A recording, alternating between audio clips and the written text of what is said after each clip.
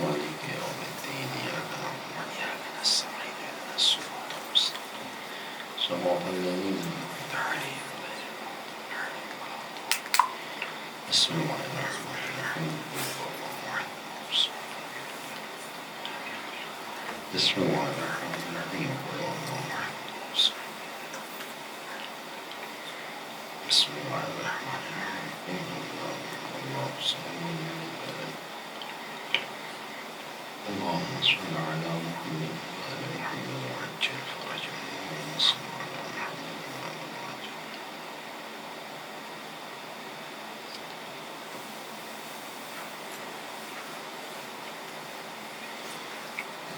لا حول ولا قوة إلا بالله العلي العظيم. أعوذ بالله من الشيطان الرجيم. بسم الله الرحمن الرحيم. الحمد لله رب العالمين. الصلاة والسلام والتحية والإكرام على أشرف الأنبياء والمرسلين مولانا ومولى الثقلين جد الحسن والحسين بالقاسم المصطفى محمد. اللهم صل على محمد وآل محمد. والصلاة والسلام على وصيه ووزيره وسهره وصاحب لوائه وخليفته مولانا علي بن أبي طالب. اللهم صل على محمد وآل محمد. والصلاة والسلام على أئمة المعصومين خصوصا سيدنا ومولانا بقية الله المنتظر المهدي. اللهم صل على محمد وآل محمد. عجل الله تعالى فرجه الشريف روح وأرواح العالمين للتراب مقدمه الفداء واللعنة الدائمة على أعدائهم أجمعين من يوم ظلمهم إلى قيام يوم الدين وبعد يوم الدين. بسم الله الرحمن الرحيم. اللهم كن لوليك الحجة ابن الحسن صلواتك عليه وعلى آبائه في هذه الساعة وفي كل ساعة وليا وحافظا وقائدا وناصرا ودليلا وعينا حتى تسكنه أرضك طوعا وتمتعه فيها طويلا. اللهم صل على محمد وآل محمد. أما بعد فقد كتب مولانا الحسين عليه السلام إن تسمعوا قولي وتطيعوا أمري أهدكم سبيل الرشاد. صلوات پڑھیں محمد وآل محمد. اللهم صل على محمد وآل محمد. عزیزان گرامی، بزرگان محترم، ایام اعضا ہے اور ہم سب اس جگہ پر جمع ہیں اس عظیم مصیبت کی تعزیت پیش کرنے کے لیے، اور یقیناً یہ توفیق نہیں معلوم کہ کب کس وقت انسان سے چھن جائے. کیا معلوم کل تک کون زندہ رہے گا.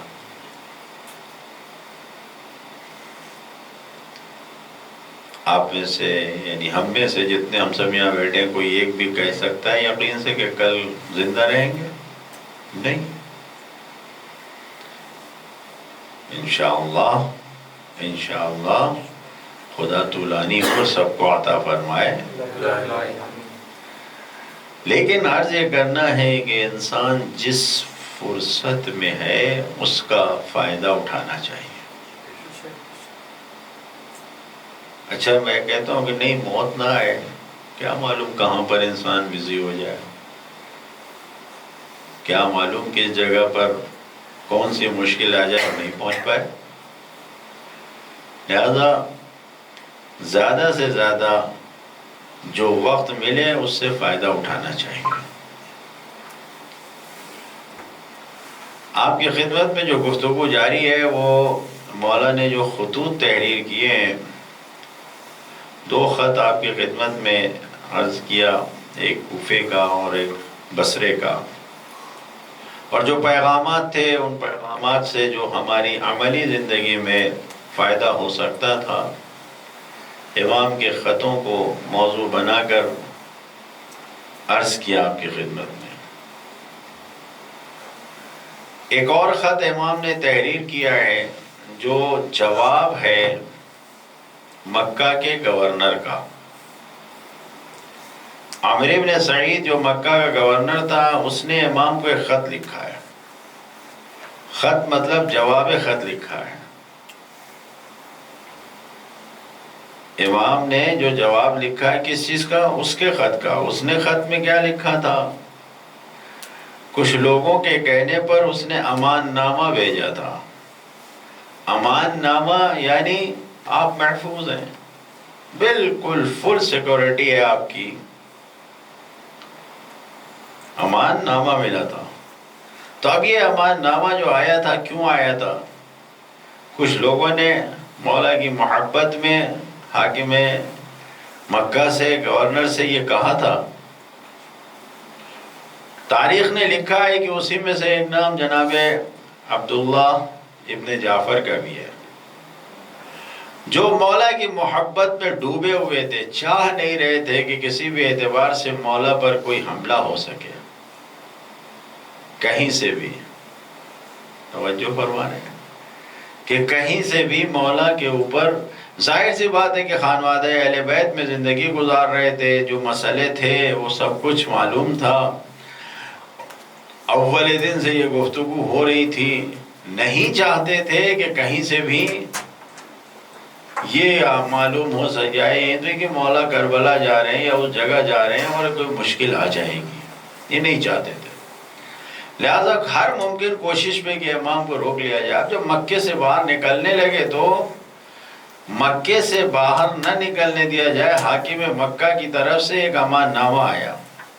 یہ عبداللہ ابن جعفر کون ہے؟ یہ جناب زینب کے شوہر ہیں، جناب جعفر کے بیٹے ہیں، جعفر جو کہ جنگ موتا میں شہید ہوئے۔ سن 1 ہجری کی پیدائش ہے۔ سن 7 ہجری میں جس وقت جناب جنگ موتا پیش آئی اور جناب جعفر شہید ہوئے، تو خود جناب عبداللہ نے بیان کیا کہ نبی کریم رسالت مآب میرے گھر تشریف لے آئے، اور آنے کے بعد میری والدہ کو خبر دینے کے لیے انہوں نے مجھ کو اپنے زانو پہ بٹھایا، اور زانو پہ بٹھا کر جیسے ایک یتیم کے دستے شفقت پھیرا جاتا ہے ویسے شفقت پھیر کے انا للہ پڑھا، اور جب پڑھا تو پھر میرے گھر والوں کو یہ خبر ملی کہ جناب جعفر جنگ موتا میں درجہ شہادت پہ فائز ہو چکے ہیں۔ کمانڈر تھے، اسلامی فوج کے کمانڈر تھے جناب جعفر۔ جناب عبداللہ کہتے ہیں کہ نبی کریم کا اس وقت آنا اور اپنے زانو پہ مجھے بٹھانا مجھے پوری زندگی یاد رہا، ہم ماں وقت میں اس لمحے کو یاد کرتا ہوں۔ عجیب زندگی ہے۔ جناب اس امان نامے کے بہانے جناب جعفر کا ذکر آیا۔ تاریخ میں ملتا ہے کہ 4 یا 5 سال کے سن تھا، اپنے گھر کے باہر بیٹھے مٹی کے کھلونے بنا رہے تھے۔ نبی کریم نے پوچھا کیا کر رہے ہو؟ کہا یہ مٹی سے کچھ بنا رہا ہوں۔ کیا کرو گے اس کو؟ کہا یہ دوسرے بچوں کو بیچ دوں گا، کھلونے بنا کے دوسرے بچوں کو بیچ دوں گا۔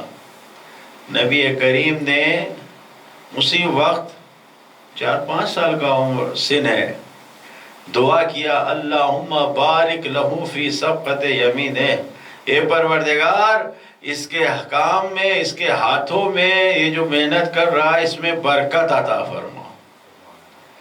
یہ جناب نبی کریم نے جناب عبداللہ کے لیے دعا کیا۔ تاریخ میں ملتا ہے کہ جناب عبداللہ جیسے جیسے بڑے ہوتے گئے اور جس کام کو شروع کیا اس میں برکت ہی برکت ہوتی گئی، یعنی جس جائیداد میں جہاں پہ بھی ہاتھ لگاتے تھے ایک مثال بولی جاتی ہے کہ نہیں، اتنی اچھی تقریر ہے کہ جہاں پر بھی ہاتھ ڈالا، اردو میں نے اپنی زبان میں بولتے ہیں نا کہ مٹی کو بھی ہاتھ لگاتے تو سونا بن جاتی ہے۔ تقریباً ایسی ہی کیفیت اس دعائے نبی کی تھی جو جناب جعفر کے لیے، جناب عبداللہ کے لیے کیا ہے انہوں نے۔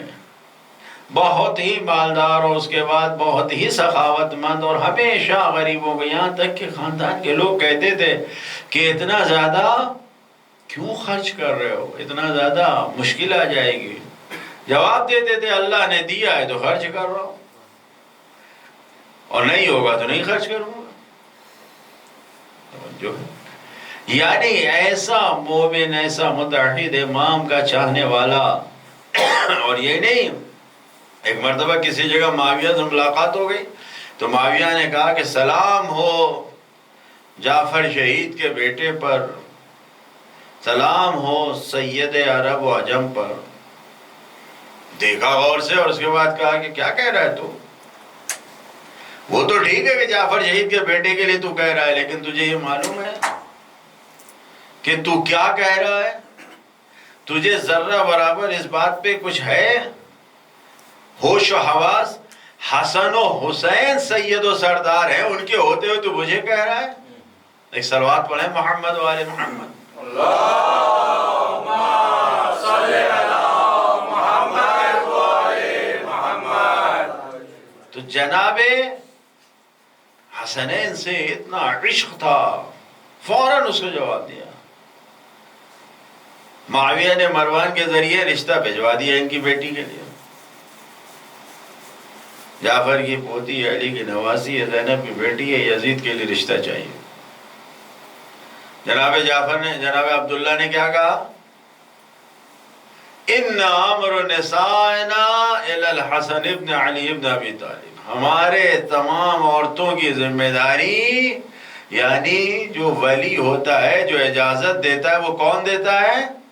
ہماری عورتوں کی ذمہ داری حسن ابن علی کے، یعنی بزرگ خاندان وہ ہے، وہ جو فیصلہ کریں گے۔ مروان پیغام لے کے پہنچ گیا امام کے پاس۔ امام نے کہا کہ ہرگز ایسا نہیں ہو سکتا، حکم خدا اور رسول کے خلاف نہیں جا سکتے۔ انکار کر دیا، صاف انکار کر دیا۔ اور فوراً پھر امام نے کہا، جناب قاسم ابن محمد ابن جعفر، یعنی خود جناب عبداللہ کے بھائی محمد تھے، ان کا بیٹا، یعنی سگا بھتیجا تھا جناب عبداللہ کا، اس سے امام نے عقد کر دیا، شادی ہو گئی۔ نہیں چاہتے تھے امام کے ذرہ برابر بھی کہیں سے کوئی دشمنی ہو۔ ظاہر سی بات ہے کہ جب پاور ہے، اقتدار ہے، سب کچھ ہے تو پھر لے آئیں گے۔ تو امام نے سختی سے منع کر دیا۔ لیکن عرض یہ کرنا ہے کہ آپ یہ دیکھیں کہ جناب عبداللہ کتنا قریب ہیں اہل بیت اطہار علیہ السلام سے۔ اسی محبت میں ڈوب کر انہوں نے مکہ کے حاکم کو خط لکھا اور امان نامہ، اور لا کے امان نامہ امام کی خدمت میں دے دیا۔ اب جو اس نے امان نامہ لکھا ہے، اس امان نامے میں جو گفتگو لکھی ہے، لوگوں نے جا کے کیا کہا، کیسے کہا، کیا نہیں معلوم۔ اس نے جو امان نامہ لکھا، امام کو بھیجا کہ میں تمہیں امان دے رہا ہوں، میں تمہیں دولت دوں گا، میں تمہیں پوری سیکورٹی دوں گا، پیسے دوں گا، سب کچھ دیں گا، بس خدا کے لیے، اس میں لکھا خط میں، بس خدا کے لیے اختلاف سے دستبردار ہو جاؤ، قوم میں اختلاف اور تفرقہ نہ ڈالو۔ یہ کون کہہ رہا ہے؟ یزید کا گورنر کس سے کہہ رہا ہے؟ امام حسین سے، کہ اختلاف نہ کرو۔ لوگوں نے لا کے امان نامہ دیا۔ امام نے جو اس کے جواب میں تحریر کیا ہے، خود امام فرماتے ہیں کہ تم نے ہم کو یہ جواب دیا ہے، اور اس جواب کو، جس کو امام، یہ خط تاریخ میں موجود ہے، یعنی کتابوں میں موجود ہے، قدیم زمانے میں لکھا ہے، امام نے فوراً لکھا، اما بعد فَإِنَّهُ لَمْ يُشَاقِقِ اللَّهَ وَرَسُولَهُ مَنْ دَعَا إِلَى اللَّهِ عَزَّ وَجَلَّ وَعَمِلَ صَالِحًا وَقَالَ إِنَّنِي مُسْلِمِينَ۔ امام فرما رہے ہیں کہ سنو، اللہ اور رسول سے وہ جنگ اور نفرت نہیں کرتا ہے کہ جو یہ دعویٰ کرے، جو یہ اعلان کرے کہ میں اللہ کی طرف بلا رہا ہوں، جو یہ اعلان کرے نیک عمل کی کا اعلان کرے کہ میں عمل صالح کر رہا ہوں، اور یہ کہے کہ میں بے شک میں مسلمان میں سے ہوں، اس کے لیے زیبا نہیں دیتا کہ وہ رسول اور آل رسول اور اللہ کے ساتھ جھگڑا کرے، جنگ کرے۔ یہ امام نے کب لکھا ہے؟ یعنی اس نے اپنے خط میں تحریر کیا ہے کہ میں مسلمان ہوں، میں نیک عمل کی طرف بلا رہا ہوں کہ میں خود نیک اعمال کرتا ہوں۔ جب یہ سب لکھا تو امام نے جواب دیا ہے، اور پھر امام نے لکھا وَقَدْ دَعَوْتَ إِلَى الْأَمَانِ وَالْبِرِّ وَالصِّلَةِ، تو نے ہم کو دعوت دیا ہے، تو نے یہ کہا ہے کہ ہم تمہیں امان نامہ دے رہے ہیں، امان دے رہے ہیں، ہم تمہیں نیکیاں دیں گے، یعنی مال و دولت دیں گے، ہم تمہیں بہت اچھے طریقے سے رکھیں گے، سب کچھ ساری ذمہ داری سب رہے گی۔ تو جب تم یہ کہہ رہے ہو تو سنو، امام نے پہلے تو یہ کہا فَإِن كُنْتَ نَوَيْتَ بِالْكِتَابِ، اگر تو نے اپنے خط کے ذریعے یہ نیت کیا ہے صلتی کہ تو میرے ساتھ صلہ کرے، یعنی مجھے دولت دے، وہ بری میرے ساتھ نیکی کرے، فَجَزَيْتَ خَيْرَ الدُّنْيَا وَالْآخِرَةِ، اگر تو نے خدا کے لیے یہ سب کام کیا ہے تو اللہ تجھے دنیا اور آخرت میں بہترین جزا عطا فرمائے۔ یہ مت سوچئے گا کہ بنی امیہ کے حاکم کو امام نے دنیا اور آخرت کی بھلائی کی دعا دے دی ہے، نہیں، شرط کے ساتھ ہے، اگر تو نے خدا کے لیے یہ کام کیا ہے۔ اجر و ثواب ملنے کی شرط یہی ہے کہ جب خدا کے لیے کام کرو گے تو یہ اجر و ثواب ملے گی۔ ایک صلوات پڑھے محمد و آل محمد پر۔ اللہم صلی علی محمد و آل محمد۔ یہ صلوات کی جو حدیث ہر روز پڑھنا ہے انشاءاللہ، جو لوگ لکھتے ہوں گے وہ لکھیں اور سب اس کو دہرایا کریں اور یاد رکھا کریں۔ 5 حدیث 5 دن میں بیان ہو چکی ہے، 6ٹھی حدیث آج بیان کر دوں کہ جہنم اور جہنم کی آگ ایسی ہے کہ جس کو قرآن مجید میں بہت شدید بیان کیا گیا ہے۔ مولا کی حدیث جو مولا نے فرمایا ہے کہ اگر جہنم کی آگ سے بچنا چاہتے ہو، الا اعلمک شیئا یقی اللہ بہ وجہک من حر جہنم، راوی سے پوچھا، راوی تھے سبع ابن سبایا، راوی سے کہا، چھٹے امام فرماتے ہیں کہ کیا میں تمہیں ایسی چیز نہ سکھاؤں کہ جس کے ذریعے سے اللہ تمہیں تمہارے وجود کو، تمہارے چہرے کو جہنم کی آگ سے بچا کے رکھے؟ قالا، قل تو بھلا، راوی کہتا ہے کہ میں نے کہا ہاں، قالا قل بعد الفجر، فجر کے بعد کہو اللہم صلی علی محمد وآل محمد 100 مرۃ یقی اللہ بہ وجہک من حر جہنم، ہر روز نماز صبح کے بعد 100 مرتبہ صلوات پڑھو، اس کے عمل کے ذریعے سے خداوند عالم تمہیں جہنم کی آگ سے محفوظ رکھے گا۔ ایک صلوات پڑھے محمد و آل محمد۔ اللہم صلی علی محمد و آل محمد۔ بڑی عظمتیں ہیں صلوات کی، بہت ہی حدیث ہیں، بہت حدیث ہیں، روایتیں بہت ہیں۔ میں تو ایک ایک پڑھ رہا ہوں کہ 10 دن میں کم سے کم 10 حدیث تو آپ تک پہنچی جائے گی اور ہمارے لیے بھی دہرانا ہو جائے گا۔ بہرحال 100 مرتبہ روز نماز صبح کے بعد امام نے کہا ہے کہ صلوات پڑھو۔ اس صلوات کا بہت زیادہ ٹائم نہیں لگے گا، 100 مرتبہ صلوات پڑھیے توجہ سے۔ کتنا فائدہ کتنا عظیم ہے، جہنم کی آگ سے خدا محفوظ رکھے گا۔ یقیناً صلوات کی برکتیں اور اہل بیت اطہار سے وابستہ رہنے کی برکتیں بہت زیادہ ہے۔ دنیا میں کسی بھی سے وابستگی میں کوئی فائدہ نہیں ہے، مانے یا نہ مانے انسان، اگر دل پاک ہے تو محبت اہل بیت آئے گی دل میں۔ شرط یہی ہے، اتنی بڑی دعا لکھا ہے نا، خدا سے قریب ہونا، اہل بیت سے قریب ہونا، بار بار اس میں کہا گیا ہے کس چیز کے ذریعے قریب ہوں گے؟ ان کی محبت کے ذریعے، اور خالی محبت نہیں، ان کے دشمنوں سے نفرت سے، براءت کے ذریعے بھی، یعنی تولا اور تبرہ دونوں ہونا چاہیے۔ کوئی نہیں سکتا کہ جنہوں نے اہل بیت پہ ظلم کیا ہو، جس نے دروازہ جلایا ہو، جس نے قتل کیا ہو، اس سے ہمارے دل میں کوئی محبت آ جائے، نہیں، دشمنوں سے ہمیں کچھ نہیں، بالکل صاف اعلان براعت، ان کی محبت اسی کے ذریعے نجات ہے۔ بار بار یہ پورے زیارت عاشوراء حدیث قدسی ہے، یہ اللہ کی جانب سے آئی ہوئی کلام ہے، یہ ایسا نہیں ہے کہ جو ہم تک پہنچی ہوئی ہے، یہ ایک عام سی حدیث ہے، یہ بہت ہی عظیم ہے۔ بہرحال موضوع یہ نہیں ہے، ورنہ بڑے پیغامات ہیں اس میں، عرشی پیغام ہے کہ اس کے ذریعے سے انسان کہاں پہنچتا ہے، جو حدیث اس میں زیارت عاشوراء میں ہے۔ بہرحال کہاں سے بات کہاں پہنچ گئی؟ امام نے اس سے کہا ہے کہ اگر تو نے نیت یہ کی ہے اللہ کے خاطر تو اللہ تجھے بہترین جزا دے۔ امام تو جانتے ہی ہے یہ نیت کیوں ہے۔ ارے اگر اللہ کے لیے نیت کی ہوتی تو اس بدبخت کو یہ نہیں معلوم تھا کہ ولی خدا سے کہہ رہا ہے کہ اختلاف نہ ڈالو، معلوم ہے، لیکن امام نے حجت تمام کر دیا، لکھ کے بھیج دیا کہ اگر تو نے نیت خدا کے لیے کی ہے تو یہ جان لے۔ اور پھر اس کے بعد امام نے جو جواب دیا ہے کہ تو نے امان نامہ ہم کو دیا ہے، فخیر الامان امان اللہ، یہ جان لو کہ بہترین امان دینے والا خدا ہے، سب سے بہتر امان دینے والا خدا ہے۔ تو کون ہوتا ہے امان دینے والا؟ تو کیا مجھے امان دے گا؟ امام فرما رہے ہیں کہ خیر الامان، امان دینے والا خدا ہے۔ اور پھر امام نے یہاں پر فرمایا کہ سنو، وَلَن يُؤْمِنَ اللَّهُ يَوْمَ الْقِيَامَةِ مَن لَمْ يَخِفُ فِي الدُّنْيَا، سنو، قیامت میں وہ محفوظ نہیں رہے گا جو دنیا میں اللہ سے نہیں ڈرتا۔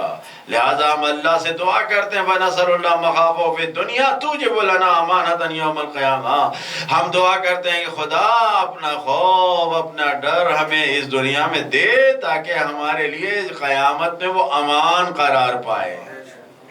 یہ امام نے فرمایا، امام نے یہ جملہ لکھا، اس کو خود بھیج دیا کہ دیکھ تو نہیں مجھے امان دے سکتا، تو امان دینے والا نہیں ہے، اور یہ جان لے تیرے ذہن میں یہ خیال نہ آئے کہ تو نے امان نامہ بھیجا اس کے بعد یہ رک گئے، مجھے رکنا نہیں ہے۔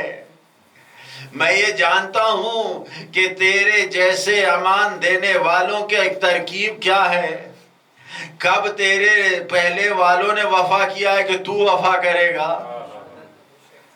امام بیان کر رہے ہیں کہ تو نے کچھ ہمارے چاہنے والوں کی بنیاد پر امان نامہ لکھ کے بھیج دیا ہے، اب تک کتنے امان ناموں کو اس کے اوپر وفا کیا گیا ہے کہ تو بھیجا ہوا امان نامہ وفا ہوگا؟ مجھے جانا ہے۔ امام بالکل اس کے امان نامے پہ متاثر نہیں ہے۔ امام نے صاف اعلان کر دیا کہ امان دینے والا اگر کوئی ہے تو وہ صرف خدا ہے، دنیا میں امان دینے والا صرف خدا ہے۔ اور یہ جان لے کہ پہلی چیز امان دینے والا خدا ہے، اور دوسری چیز اگر خوف خدا ہے تو امان کامیاب ہوگا، امانت کامیاب ہوگی، یعنی یہ جو گارنٹی دی جا رہی ہے تو یہ ملے گی۔ اور اگر خوف خدا نہیں ہے تو یہ ذرہ برابر بھی یہ جو دے رہے ہو، سیکورٹی دے رہے ہو، امان دے رہے ہو، یہ کامیاب نہیں ہونے والی۔ ایک صلوات پڑھیں محمد وآل محمد پر۔ اللہم صلی علی محمد وآل محمد۔ تو پہلا پیغام اس خط میں ہے کہ فخیر الامان امان اللہ، دنیا والوں جان لو کہ امانت، امان اور سیکورٹی دینے والا خدا ہے، اس کے علاوہ کوئی نہیں دے سکتا۔ کوئی بڑے سے بڑا لکھ کے آپ کو لیٹر دے دے کچھ نہیں ہے۔ ہمیشہ خدا سے پناہ مانگیں، ہمیشہ خدا کی پناہ میں رہیں۔ یہ سب سے یہ پیغام ہے، یہ امام نے کہا اس کو ہے، لکھا اس کے لیے، لیکن ہم نے کہا کہ یہ خطوط سے ہم اپنی عملی زندگی میں کچھ لانا چاہتے ہیں کہ اور کسی سے نہیں۔ اگر واقعاً خدا کی راہ میں انسان قدم بڑھا رہا ہے تو اس سے بڑا کوئی حفاظت کرنے والا نہیں ہے، نہیں۔ دوسرا پیغام جو اس خط میں امام نے کہا ہے کہ ڈرنا ہے تو صرف خدا سے ڈرو، اس لیے کہ اس کے علاوہ کوئی ڈر تمہیں کامیابی نہیں دے گا۔ لَن يُؤْمِنَ اللَّهُ يَوْمَ الْقِيَامَةِ مَن لَمْ يَخِفُ فِي الدُّنْيَا، سنو قیامت کے دن فائدہ نہیں پہنچائے گا اس انسان کو کہ خدا کی امانت ملے، اسے خدا کی امان مل جائے یا خدا کو قیامت میں کچھ فائدہ مل جائے، قیامت کے دن فائدہ اسی کو ملے گا جو دنیا میں اللہ سے ڈرے گا۔ من لم یخف فی الدنیا، جو دنیا میں اللہ سے نہیں ڈرے گا اسے قیامت میں خدا کوئی فائدہ نہیں دے گا۔ خوف خدا، ڈر، قیامت میں اگر ہمیں فائدہ اٹھانا ہے تو بس لہذا امام نے فرمایا کہ تو اللہ پر ایمان نہیں رکھتا، تو خدا پہ ڈرتا نہیں ہے۔ ہم اگر چاہتے ہیں تو ہمیں خدا سے سب کچھ ملے گا۔ فَنَسْأَلُ اللَّهَ مَخَافُهُ فِي الدُّنْيَا تُوجِبُ لَنَا أَمَانَهُ يَوْمَ الْقِيَامَةِ۔ ہم اللہ سے خوف خدا دنیا میں چاہتے ہیں، مجھے تیرے جیسوں کا خوف نہیں ہے، کسی کا کوئی خوف نہیں ہے۔ جو چاہے جتنے بھی اپنے پاور و اقتدار کی طرف سے آ جائے، مجھے خوف نہیں ہے۔ اگر خوف ہے تو صرف خدا کا، اور ہم اسی کو مانگتے بھی ہیں کہ فَنَسْأَلُ اللَّهَ، ہم خدا سے مان رہے مَخَافَهُ فِي الدُّنْيَا، اے پروردگار اپنا خوف اس دنیا میں دے دے۔ کیوں؟ اس لیے کہ اگر تو اس دنیا میں ہمیں خوف دے گا تو قیامت میں تو ہمیں امان دے گا۔ اور یہی وجہ ہے کہ یہ صرف حسین نے پیغام لکھ کے بھیجا تھا۔ سچے حسینیوں کو آج بھی اگر زندگی مل رہی ہے تو اسی پیغام سے مل رہی ہے کہ ڈر اگر ہے تو صرف خدا کا ڈر ہے، دنیا کی کسی سپر پاور کا ڈر نہیں ہے۔ ایک صلوات پڑھیں محمد والے۔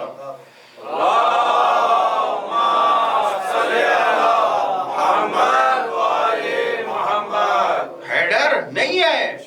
کتنا پوری عالمی میڈیا نے ڈرایا تھا پوری دنیا کو۔ آپ سب کو بھی تو یہی یقین تھا نا، آج بھی سب کو یہی یقین ہے کہ او اسرائیل کے پاس یہ ہے، اسرائیل کے پاس وہ ہے، او امریکہ کے پاس یہ ہے اور وہ ہے۔ سب جھوٹ ہے۔ خدا کی طاقت سے کوئی بنا ڈالو۔ امریکہ اور روس کی جو آپس کی جنگ چل رہی تھی تو اس میں روس کے جو سوویت یونین تھا اس نے جو آخری وہاں کا تھا، کیا نام تھا، گورباچوف، اس نے کسی بیان میں کہا، اور اس کے بعد اسی بیان کو بورس یلسن نے بھی دہرایا کہ ہمارے پاس تو اتنا اسلحہ ہے کہ 7 بار پوری دنیا کو تباہ کر دیں گے۔ تو اس پر قوم کے امام جبہ نے کہا کاش تمہیں تھوڑی سی عقل ہوتی تو تم یہ سوچتے کہ کتنا بڑا جھوٹ بول رہے ہو۔ 7 بار پوری دنیا کو تباہ کرنے کا، ارے بھائی ایک ہی بار کا اسلحہ بنا لو، ایک بار تباہ کرو گے تو خود بھی تو تباہ ہو جاؤ گے جب پوری دنیا تباہ ہوگی۔ پوری دنیا کو تباہ کرنے کے لیے اتنا اسلحہ ہے کہ 7 بار ہم پوری دنیا کو ختم کر سکتے ہیں۔ کیا مطلب ہے؟ تو یہ اسلحوں کی طاقت پر جتنا چاہے لوگوں کو ڈرائیں، کم سے کم ہم صاحبان ایمان کو تو ان طاقتوں پہ بھروسہ نہیں کرنا چاہیے۔ ہم تو لا الہ الا اللہ کہتے ہیں کہ کوئی طاقت ہے نہیں، لا مؤثر فی الوجود الا اللہ، سوائے اللہ کے کوئی طاقت ہے ہی نہیں۔ اور یہی وجہ ہے کہ جس کو خدائی طاقت پہ بھروسہ ہے کھوکھلا کر کے رکھ دیا ہے۔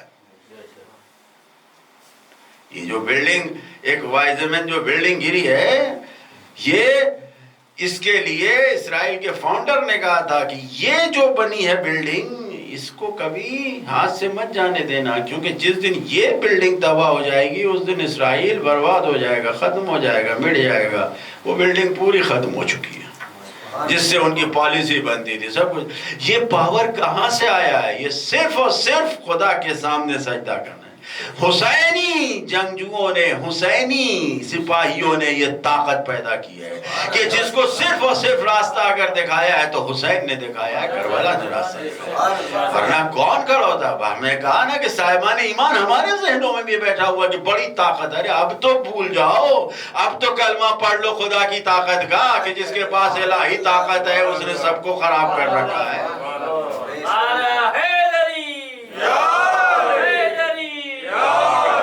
ہماری درسگاہ کربلا کربلا، حق کا سیدھا راستہ کربلا کربلا، شہادتوں کا راستہ کربلا کربلا، نعرے حیدری یا علی۔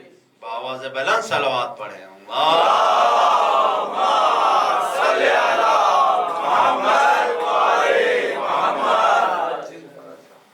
امام کہہ رہے ہیں کہ اے پروردگار ہمیں خوف دنیا میں اپنا دے دے تاکہ ہمیں قیامت میں امان مل جائے۔ یقیناً اس حدیث کو جو امام نے یہاں پر فرمایا ہے، حدیث قدسی میں آیا ہے وَعِزَّتِي وَجَلَالِي، آپ حدیث قصہ میں پڑھتے ہیں نا، وَعِزَّتِي وَجَلَالِي، ماں خدا اپنے عزت و جلال کی قسم کھا کے کہہ رہا ہے اس حدیث میں بھی وَعِزَّتِي وَجَلَالِي لَا أَجْمَعُ أَبَدًا لِعَبْدِي أَمْنَيْنِ، وَعِزَّتِي وَجَلَالِي لَا أَجْمَعُ عَلَيْهِ أَبَدًا خَوْفَيْنِ، میں اپنے عزت و جلال کی قسم کھا کے کہہ رہا ہوں، خداوند عالم یہ کہہ رہا ہے کہ اے میرے بندے سن، میں اپنے عزت و جلال کی قسم کھا کے کہہ رہا ہوں کہ میں اپنے بندوں کے لیے دو امن کو کبھی ہرگز نہیں جمع کروں گا، اور ہمیشہ سن لے کہ دو خوف کو بھی کسی کے لیے نہیں جمع کروں گا۔ کیا مطلب ہے؟ مطلب یہ ہے کہ اگر تم نے اس دنیا میں امنیت اور امن و سکون کے ساتھ عیش و آرام کے ساتھ زندگی گزارا تو وہاں تمہیں امن و سکون نہیں ملے گا، اور اگر تم نے اس دنیا میں خوف کے ساتھ زندگی گزارا تو تمہیں وہاں یہ دونوں ایک ساتھ جمع نہیں ہوں گے۔ یہ حدیث قدسی ہے۔ مطلب کیا ہے؟ مطلب یہ ہے کہ دنیا میں انسان کس طریقے سے زندگی گزارے کہ وہاں سے محروم ہو جائے۔ تو اب اگر انسان دنیا میں بے جھجک ہو کے بڑا بہادر بن کے جتنے گناہ کے موقع آ رہے ہیں سب گناہ کرتا جا رہا ہے، یہ گناہ کرنا اس کا مطلب یہ ہے کہ گناہ سے لذت اٹھا رہے ہو نا، عیش اٹھا رہے ہو، تو وہاں پر یہ جو گناہ ہے، یہ جو چھوٹے چھوٹے گناہ انسان کے سامنے آتے ہیں، نامحرم سے آنکھوں کو نہیں بچا سکتے۔ لذت جب تم ایک اپنے سیکس پر طاقت نہیں رکھتے، اپنے آپ کو نہیں بچا پا رہے ہو، تو تمہیں وہاں کی لذت کیا ملے گی؟ جو چیزیں خدا نے حرام قرار دی ہیں ان حرام چیزوں میں ڈوبے جا رہے ہیں۔ ارے بھائی، حرام ہمیشہ یہ ہوتا ہے کہ جو چیز اکثریت آسان ہوتی ہے، ہوتا ہے یا نہیں ہوتا ہے؟ جو زیادہ ہیں ان کو دیکھا جاتا ہے، جو تھوڑے سے ہوتے ہیں ان کو نہیں۔ دنیا میں وہ چیز جو زیادہ ہوتی ہے اس کی طرف سب جانتے ہیں، جو کم ہوتی ہے تو سب لوگ مشکل سے پہنچتے ہیں۔ اللہ تعالیٰ نے جو نعمتیں اس دنیا میں دی ہیں وہ زیادہ ہیں یا جن چیزوں سے روکا ہے وہ زیادہ ہے؟ بتائیے، میں سوال کر رہا ہوں آپ سے، پوچھے گا، بتائیے۔ خدا نے جو نعمتیں حلال کی ہیں، جائز کی ہیں، وہ زیادہ ہیں یا جن چیزوں سے روکا ہے وہ زیادہ ہے؟ معلوم ہے کہ اللہ نے اس دنیا میں ساری نعمتیں جو پیدا کی ہیں، یہ نعمتیں ساری ایسی ہیں کہ جو زیادہ سے زیادہ تعداد میں، کثیر تعداد میں، قرآن نے کہا ان تعدوا نعمت اللہ لا تحصوها، اللہ کی نعمتوں کو اگر گننا چاہو تو گن نہیں سکتے ہو، تو یہ ساری جائز ہیں۔ لیکن جو چیزیں خدا نے روکی ہیں انسان اسی کی طرف جانا چاہتا ہے۔ اللہ تعالیٰ نے منع کیا ہے کہ ناجائز طریقے سے اپنے سیکس کو پورا نہ کرو، اپنی خواہشوں کو پورا نہ کرو۔ جائز طریقے بہت سے بنائے لیکن اس جائز طریقے کی طرف نہیں جاتا، ناجائز کی طرف جاتا ہے۔ ارے اپنے بھوک کو جائز کھانوں سے پیٹ کو بھرو نا، ناجائز کھانے سے کیوں بھر رہے ہو؟ جو چیز جائز ہے اس سے دیکھو، اپنی نگاہوں کو جائز چیزوں سے دیکھو، اللہ کی نعمتیں اتنی پائی جاتی ہیں اس کو طرف دیکھو، جن چیزوں سے روکا گیا اس کو طرف کیوں جا رہے ہو؟ یہی وہ لوگ ہیں کہ جو یہ کہتے ہیں کس نے کل دیکھا، کس نے قیامت دیکھا، آج نقد ہے کل ادھار، کون دیکھ رہا ہے کون کیا ہے؟ اپنے آپ کو اس دنیا میں فائدہ اٹھاؤ۔ تو اللہ کہہ رہا ہے میں اپنے عزت و جلال کی قسم کھا کے تم سے یہ کہہ رہا ہوں کہ جو اس دنیا میں امن و سکون کو پائے گا وہ آخرت میں امن و سکون سے محروم رہے گا۔ اس لیے کہ حرام میں ڈوب کر دنیا کی لذتوں کو تو اٹھا سکتے ہو، حلال طریقے سے یہ دنیا کی لذتیں تمہیں نہیں مل سکتی ہیں، اس لیے کہ تم دنیا میں لذت کو تلاش کر رہے ہو اور خداوند عالم نے اس کو آخرت میں رکھا ہے۔ ایک صلوات پڑھیں محمد و آل محمد۔ اللہم صلی علی محمد و آل محمد۔ بہرحال اگر ہم سے ڈرنے کو کہا گیا ہے تو یوم الفضیل اکبر قیامت سے ڈرنے کو کہا ہے، نہ یہ کہ دنیا میں۔ اللہ خدا کی ابوت ہے، منزلت ہے، عظمت ہے۔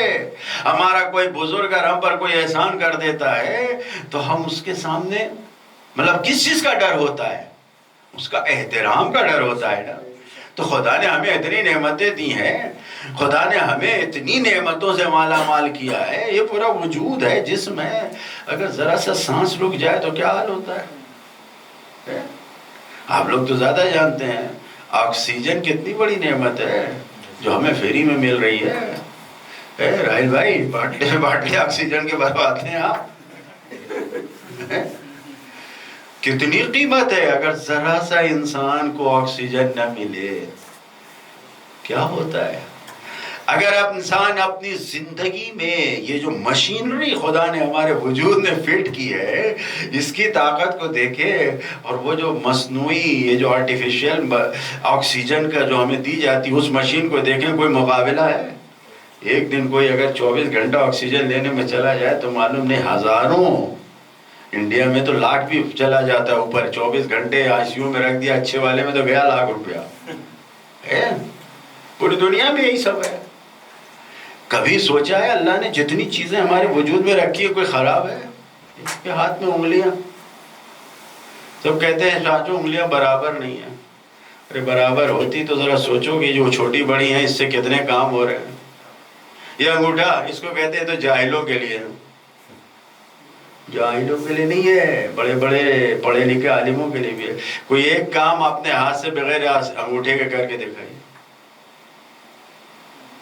کوئی چیز پکڑ کے، قلم پکڑ کے، چمچہ پکڑ کے، نہیں معلوم خالی انگلیوں سے کھانا کھا کے کچھ کر، یہ صرف یہ ہٹا دیجئے، اس کو لیس کر کے اب پھر اس انگلیوں سے کر کے بتائیے تو بجائے یہ بٹن ایک خالی اس انگوٹھے کو ہٹا کے، یہ تھم جو ہے اس کو ہٹا کے ایک بٹن کھول دیجئے یا بٹن بند کر دیجئے، بتائیے سوچا ہے کبھی خدا نے کتنی نعمتیں وجود میں رکھی ہیں؟ نہیں معلوم ہمیں۔ اگر یہ نعمتیں ہم غور و فکر کر لیں تو پھر اس کے سامنے ہم سر کو جھکا کے جائیں گے، پھر اکڑ کے نہیں جائیں گے۔ یہ خوف ہمارے دل میں ہونا چاہیے، ورنہ ایسا نہیں ہے خدا ظالم نہیں ہے، خدا بلا وجہ کسی کو عذاب نہیں کرتا ہے۔ یہ ڈرا رہے اللہ میں ڈاریں گے ماریں گے، ڈر بچوں کو، یہ غلط تربیت ہے کہ بچوں کو ارے خدا اللہ دیکھ رہا ہے مارے گا ڈارے گا، یہ سب غلط ہے۔ خدا کی عظمت کو بتاؤ، بچوں کو سمجھانا ہے خدا کی بزرگی تو بتاؤ کہ تمہیں خدا نے کیا کیا نعمتیں دیا ہے۔ جس ماں باپ نے اپنے بچے کو پیدا کیا ہے وہ اس بچے کو بتائے کہ تمہیں وجود دینے والا خدا ہے، ہم نہیں ہیں۔ پھر دیکھیں پھر کیا عظمت و منزلت ہوگی۔ یہاں پر بھی جو امام کہہ رہے ہیں فَنَسَلُ اللَّهَ مَخَافَهُ، اے پروردگار ہم اس دنیا میں تیرا خوف کہتے ہیں، اس کی عظمت و جلالت اور اس کی امام اسی خوف کو تو عمل میں بیان کر رہے ہیں۔ تو حاکم مکہ مجھے امان دے گا، ارے مجھے کوئی خوف نہیں ہے تیرے جیسوں کا، مجھے اگر کوئی امان دینے والا ہے تو وہ خدا ہے کہ میں خوف خدا دنیا میں رکھتا ہوں، امان خدا مجھے عطا کرے گا۔ ایک صلوات پڑھیں محمد و آل محمد پر۔ اللہم صلی علی محمد و آل محمد۔ اور اگر نہیں ڈرتا انسان خدا سے، اگر نہیں ڈرتا انسان خدا سے تو پھر بدترین انجام، نہ جانے کتنا گناہ کرتا ہے۔ ایک حقیقی کردار کربلا میں عمر سعد کا ہے۔ آپ اس کردار کو کیا کہیں گے؟ 4 محرم کو جب پانی بند کیا گیا تو اسی کی فوج میں سے ایک آیا اور اس نے کہا عمر سعد تجھے شرم نہیں آ رہی ہے؟ یہ بتا یہ فرات کا پانی تیرا ہے؟ نہیں۔ کیا کسی پر اس پانی کی پابندی کر؟ نہیں۔ کہا تجھے شرم نہیں آتی؟ تو نے آل محمد پر پانی بند رکھا ہے جبکہ کتے سور تک سب پانی پی رہے ہیں، آزاد ہے۔ تو کیا کہتا ہے اس نے؟ جب انسان کے اندر خوف خدا نہ ہو تو پھر انسان کس منزل تر جاتا ہے۔ میں اس واقعے کو اس لیے بیان کر رہا ہوں اور نہ آپ نے سننا ہے وہ کیا کہتا ہے مجھے معلوم ہے کہ یہ حسین کون ہے، مجھے معلوم ہے کہ یہ اہل بیت پیغمبر ہیں، مجھے معلوم ہے کہ ان کا احترام واجب ہے، مجھے معلوم ہے کہ خدا ان کے احترام کے بدلے میں جنت عطا کرے گا، یہ ان کے بچے اہل بیت اطہار ہیں، تو پھر کیوں؟ دنیا کا لالچ ایسا ہے، دنیا کا، اس نے کہا میں نے معاملہ کیا ہے حسین کے قتل پر، اس لیے کہ حسین کو جب میں قتل کروں گا تو مجھے رائے کی حکومت ملے گی۔ جب انسان خدا کا خوف نہیں رکھتا، خدا سے نہیں ڈرتا، تو اتنا زیادہ ظالم ہو جاتا ہے، اتنا ظالم ہوتا ہے کہ ہر جرم کرنے کو تیار ہوتا ہے۔ ایسے انسان کو خدا نہ کرے کہ کوئی ایسے انسان ہو جائے کہ جو خدا سے نہ ڈرے۔ جب خدا سے نہیں ڈریں گے تو رشوت سے نہیں ڈرے گا، حرام سے نہیں ڈرے گا، جھوٹ سے نہیں ڈرے گا، کسی چیز سے نہیں ڈرے گا، ڈرے گا نہیں ہر چیز سے۔ یہ کردار عمر سعد کا ہے کربلا میں، آپ دیکھ رہے ہیں۔ امام نے یہی کہا ہے کہ ہمیں خوف دے دے۔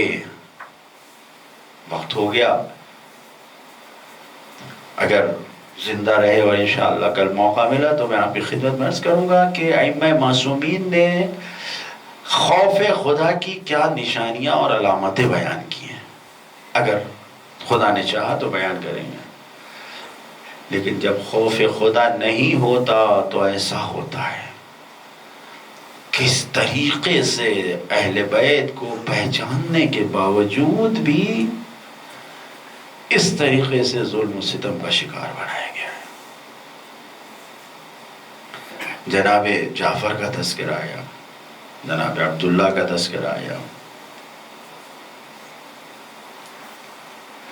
آپ کو معلوم ہے کہ جناب عبداللہ گھر میں تھے، تاریخ نے لکھا ہے کہ بیمار تھے، اٹھ نہیں پا رہے تھے۔ جناب عبداللہ کے پاس جب شہزادی نے جا کے یہ عرض کیا کہ میرا بھائی سفر پہ جا رہا ہے، مجھے اجازت ہے، تو جناب عبداللہ سے جب اجازت مانگی، تاریخ نے اس منظر کو لکھا ہے، شہزادی گئیں اور جانے کے بعد گریہ کرنے لگی، اور جب آنسو ٹپکے تو جناب عبداللہ متوجہ ہوئے۔ جناب عبداللہ نے کہا شہزادی خیر تو ہے، گریہ کیوں؟ آواز دیا کہ میرا بھائی جا رہا ہے، تو کہا اس میں گریہ کرنے کی کیا بات ہے، تم جاؤ، میں نے تو اجازت دے رہی، یہ تو نکاح کے وقت ہی بابا علی نے یہ بات کہی تھی کہ تمہیں حسین سے الگ نہیں کریں گے، اگر بھائی جا رہا ہے تو چلو۔ جناب زینب خوشی سے عبداللہ کا شکر ادا کرتے ہوئے باہر نکل رہی تھی، اپنے دروازے پہ پہنچی، ایک آواز آئی، بی بی ذرا ٹھہریے۔ شہزادی نے آ کے عشق و محبت میں ملی ہوئی اجازت پہ ایک مرتبہ عبداللہ کے چہرے کو دیکھ کے کہا منع تو نہیں کریں گے؟ کہا نہیں، یہ دو شہزادے اپنے ساتھ لے جائیے، میں تو نہیں جا سکتا لیکن یہ اون و محمد کو لے جائیے، اگر کوئی ایسا وقت آیا تو بھائی پر ایک کو اپنی طرف سے ایک کو میری طرف سے قربان کر دیے گا۔ روزہ دارو، اون و محمد زینب کے ساتھ راہی کربلا ہو گئے۔ یہ قافلہ نکلا مدینے سے بکے بکے سے، اب جب یہ کربلا پہنچا، شب عاشور، ہر ایک بیوی بچوں کو حسین کے نام پہ شہادت کا کلمہ پڑھا رہے ہیں۔ ایسی تربیت، ایسے بچے، ایسے گھرانے میں جب صبح عاشور نمودار ہوئی، عزادارو، جناب زینب نے دونوں بچوں کو سجایا اور واپس بھیج دیا۔ اب جب بچے باپوں کے سامنے پہنچے، جرأت نہیں تھی کہ بابو سے کیا کہے۔ تاریخ میں لکھا ہے جناب عباس نے سہارا دیا، بچوں کو لے کے گئے۔ اللہ اکبر، عباس نے بچوں کو تعلیم دیا تھا، فنون جنگ سکھایا تھا، شاگرد جا رہا ہے، استاد دیکھ رہا ہے، سمجھایا کیسے حملہ کرنا۔ عزادارو، میدان جنگ میں اون و محمد پہنچے اور میمنہ پہ کبھی دائنی طرف حملہ کیا، میسرہ پہ کبھی بائیں جانب جانب حملہ کیا، کبھی قلب لشکر میں حملہ کیا، اور یہ حملہ کر رہے تھے۔ مقتل نے لکھا ہے کہ خوب لڑے، اور کیوں نہ لڑتے، ارے جعفر طیار کے پوتے تھے، حیدر کرار کے نواسے تھے، عباس علمبردار کے شاگرد تھے، خوب لڑے، لڑتے لڑتے، ارے جب مل کے دشمنوں نے گھیرا، ارے زینب کے دونوں لال زمین پہ آئے، ماموں کو سلام کیا، حسین قریب پہنچے،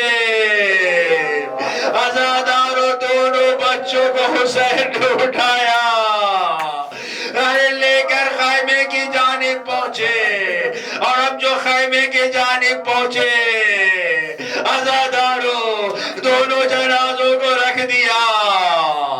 عجب منظر تاریخ نے لکھا ہے، بیویاں آئی لیکن زینب نظر نہ آئی، زینب خیمے میں بیٹھی ہوئی دعا کر رہی تھی، اے میرے اللہ، میں نے ان بچوں کو تیری راہ میں، بھیا کی راہ میں شہادت کے لیے بھیجا، ان کو صبر دے، ان کو استقامت دے۔